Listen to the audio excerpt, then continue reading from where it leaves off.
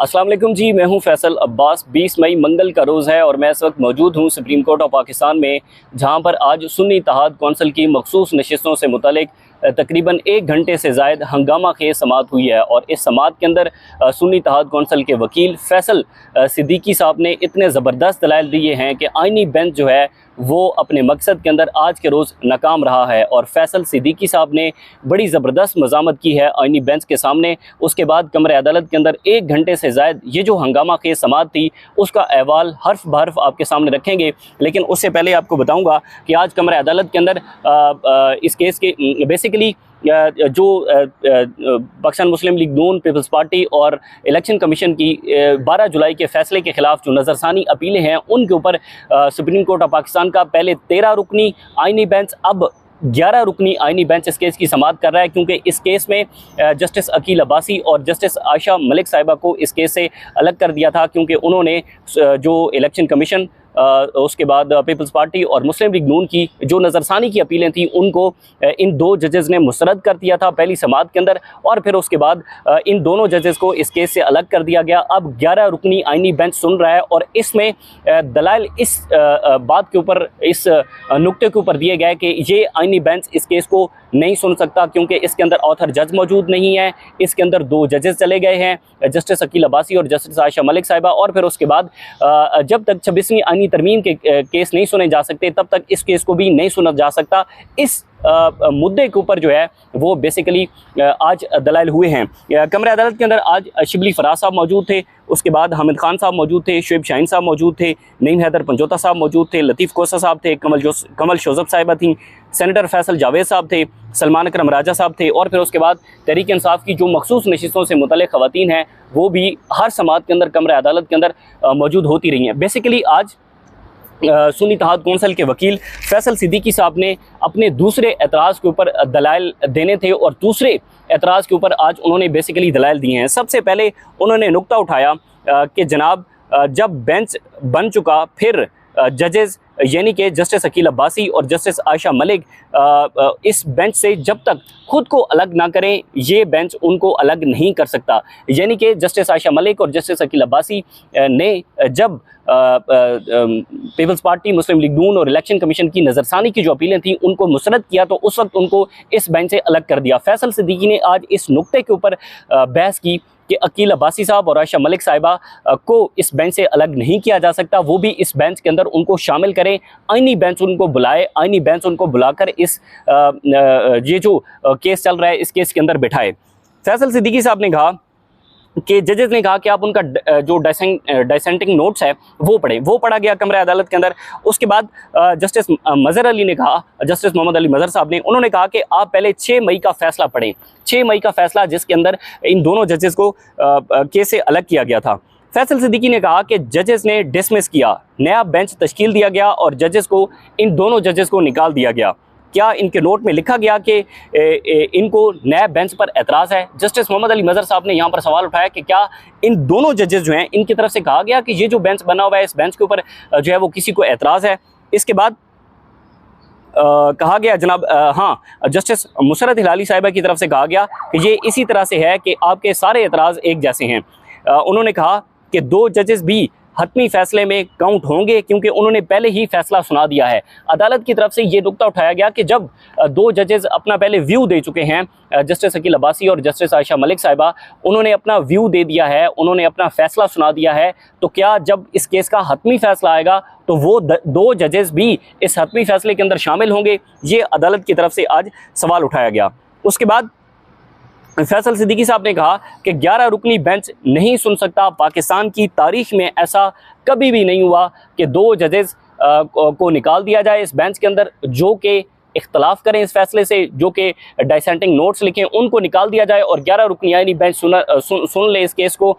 या फिर इसके अंदर ऑथर जज भी मौजूद नहीं है और जजेस के जो नंबर हैं, जो 12 जुलाई का 8-5 से मखसूस नशिस्तों का फैसला था, उस फैसले के मुताबिक ऑथर जज भी मौजूद नहीं है और वो जजेस भी मौजूद नहीं है। तो ऐसा पाकिस्तान की तारीख के अंदर कभी नहीं हुआ कि आप इस केस को मज़ीद आगे चलाएं। हाँ, एक चीज़ आज हमने नोट की कि यहाँ पर जस्टिस मोहम्मद अली मज़हर साहब और जस्टिस अमीनुद्दीन खान साहब, जस्टिस मुसर्रत हिलाली साहिबा और जस्टिस नईम अख्तर अफगान साहब की तरफ से, जस्टिस जमाल खान मंदोखेल साहब की तरफ से, इन 4 जजेस की जानिब से बड़े सवालात किए गए फैसल सिद्दीकी साहब को, और फैसल सिद्दीकी साहब को आगे बढ़ने से इन चारों जजेस ने रोके रखा।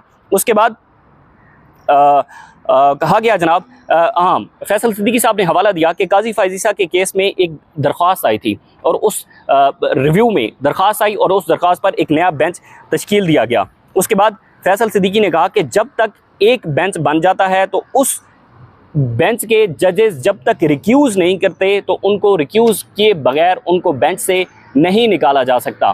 आईनी बेंच के सामने फैसल सिद्दीकी ने कहा कि जब तक जजेस रिक्यूज़ नहीं करते वो जजेस उनको बेंच से नहीं निकाला जा सकता। इसके बाद उन्होंने कहा कि जनाब जस्टिस मुसर्रत हिलाली साहिबा यहाँ पर बोली, उन्होंने कहा कि उन्होंने अपना पॉइंट ऑफ व्यू तो दे दिया है, उन्होंने डिसाइड तो कर दिया है इस केस को, यानी कि जस्टिस अकील अब्बासी और जस्टिस आयशा मलिक साहिबा की तरफ से उनका जो हतमी फैसला है वो तो आ चुका है। लेकिन फैसल सिद्दीकी ने कहा कि पाकिस्तान की तारीख के अंदर ऐसा कभी नहीं हुआ। उसके बाद जस्टिस मोहम्मद अली मज़हर साहब ने कहा कि आप ये कह रहे हैं कि 2 जजेस वापस आएंगे और वो अपना फैसला वापस लेंगे। फैसल सिद्दीकी ने कहा कि बिल्कुल मैं ये कह रहा हूँ, आप उनसे दरख्वास्त करें।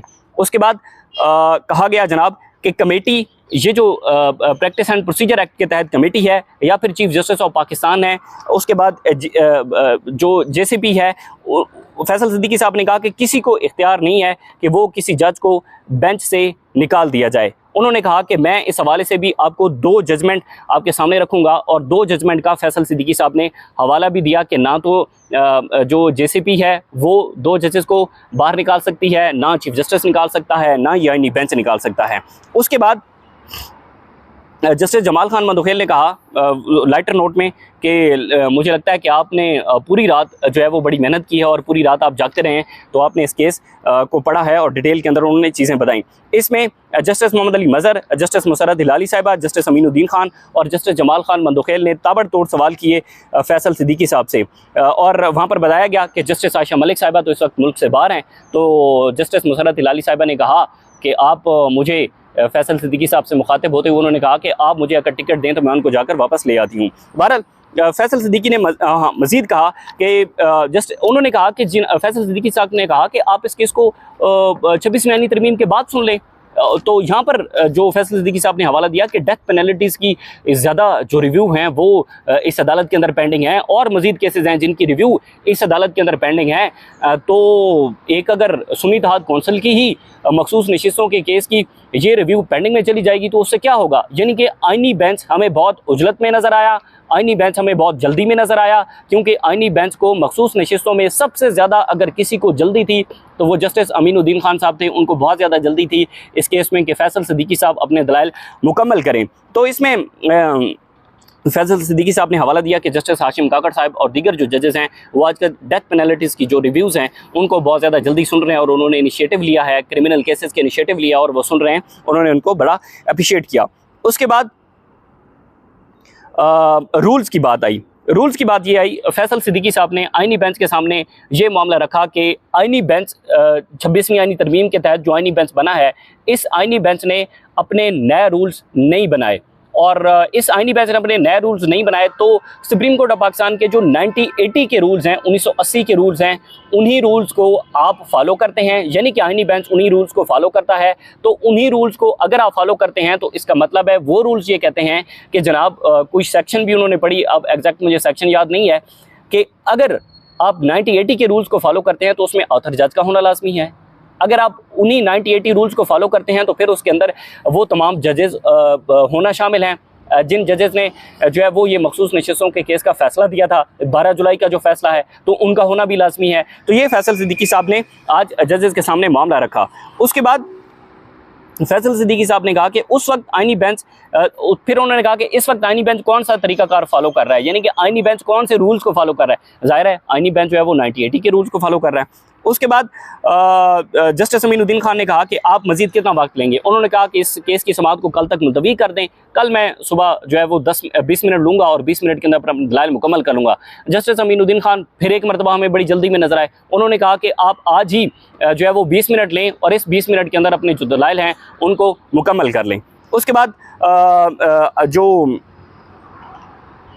फैसल सिद्दीकी साहब हैं। फैसल सिद्दीकी साहब की तरफ से 26वीं आईनी तरमीम की बड़ी तारीफ़ की गई और उन्होंने कहा कि 26वीं आईनी तरमीम ने सुप्रीम कोर्ट को बदला नहीं है, 26वीं आईनी तरमीम ने सुप्रीम कोर्ट ऑफ पाकिस्तान को वैसे की वैसे सुप्रीम कोर्ट ऑफ पाकिस्तान है। और यहाँ पर उन्होंने ये बात करते हुए उन्होंने कहा कि मखसूस नशिस्तों की जो रिव्यू है वो आईनी बेंच सुन ही नहीं सकता, आप इसको रेगुलर बेंच के अंदर भेज दें। एंड पे फैसल सिद्दीकी साहब ने बात ही ख़त्म कर दी। उन्होंने कहा कि इस केस को आप भेज दें रेगुलर बेंच के पास, इसको आईनी बेंच सुन ही नहीं सकता। फिर समाअत कल तक मुलतवी हुई 11:30 बजे तक। यूं हामिद खान साहब जो है वो रोस्टम पर आए और हामिद खान साहब ने कहा कि मेरी 3 दरख्वास्तें हैं। 3 दरख्वास्तों में जस्टिस अमीनुद्दीन खान साहब ने कहा कि आपकी जो 2 दरख्वास्तें हैं उनके ऊपर तो नंबर लग चुका है और वो हमारे सामने हैं। तो यूं हामिद खान साहब ने कहा, अमीरुद्दीन खान साहब ने कहा कि एक प्रोसीजर है और उस प्रोसीजर के तहत आएँ, उस प्रोसीजर के तहत आपकी जो दरख्वास्तें हैं समाअत के लिए मुकर्रर होंगी। तो यूं हामिद खान साहब ने कहा कि एक तो ये केस 26वीं आईनी तरमीम के बाद सुना जाए। मेरी एक दरख्वास्त तो ये है कि जब तक 26वीं आईनी तरमीम का केस नहीं सुना जा सकता तब तक इस केस की समाअत को मुलतवी कर दिया जाए और 26वीं आईनी तरमीम के बाद इस केस को सुना जाए।